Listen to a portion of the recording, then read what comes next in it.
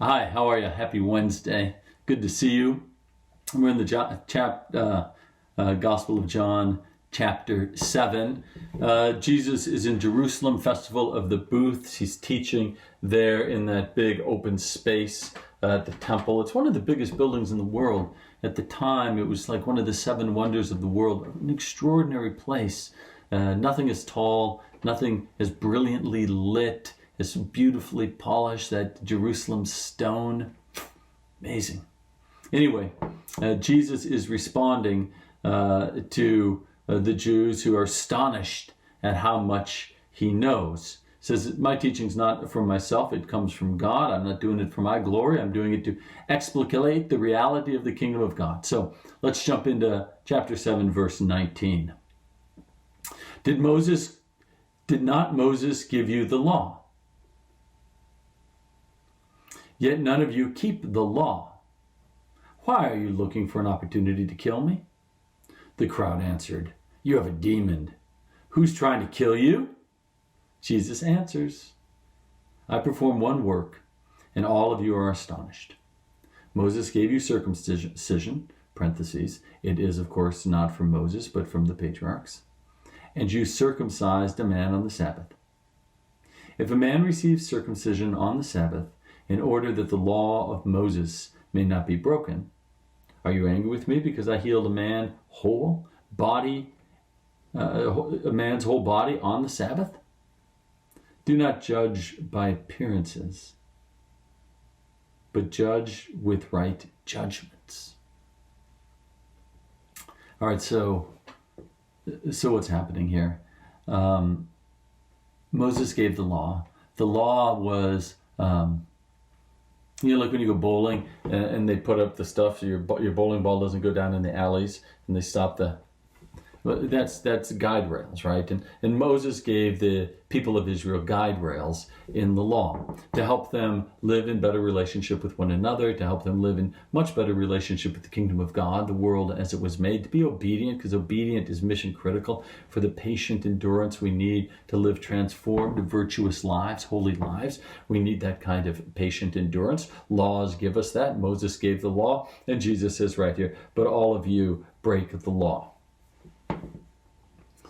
And then he says, why are you looking for an opportunity to kill me? Because he knows that they're looking for an opportunity to kill him. And they say, what, do you have a demon? Well, no one's trying to kill you. That's what they would say. And Jesus responds, I perform one work, and you're all astonished. Moses gave you circumcision, and then the author says, well, really it wasn't Moses, it was the patriarchs. We know that, it was Abraham. And you circumcise a man on the Sabbath, because the law says on the eighth day you have to have every male child circumcised. So if that happens to land on the Sabbath, then of course you would circumcise the child. And you're angry with me because there was a person broken, right, that I healed in their fullness of body. Not a circumcision, but a whole healing, wholeness, health that they attain. And then he says this, and this is maybe what I want to invite you to wrestle with over the next, until we meet again. Do not judge by appearances, but judge with right judgment.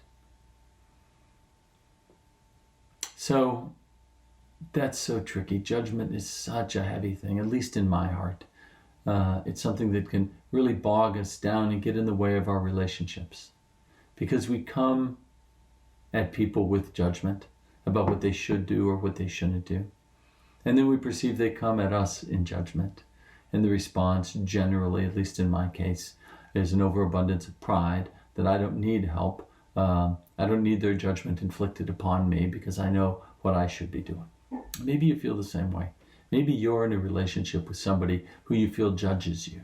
And the question is, how can we be in relationship and love somebody who we feel is constantly criticizing us and telling us what to do? And I think Jesus gives us an answer here, right? And the answer is, stay away from what appears to be the case, right? Or, worse yet, what appears to be the case in the eyes of someone else, and turn your heart to Jesus, right? Jesus' right judgments. And it always begins fundamentally with this idea that you're in relationship with somebody and you're meant to be in relationship with someone. And God did that. And at the core of the relationship that you have with God and with someone else is always love.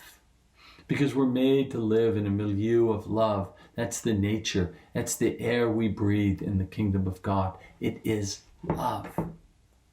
And so it's not the outer things, the things of the world, to use Jesus' words here. But really the world doesn't mean the world isn't things we that are in this space. It means the things that we set as important, the things that we value, that are temporal and material and not spiritual and ethereal and eternal and long-lasting and of deep value. So don't think about the appearance, but think about the true judgment. So I hold that up for you over the next couple of hours to think about how you see things, how you're judged, how you judge others, and how Jesus may guide you to maybe see the world as it really is, to judge under his judgments. It's nice to see you. Thank you for joining me. I pray for you. I love you. And peace upon your soul.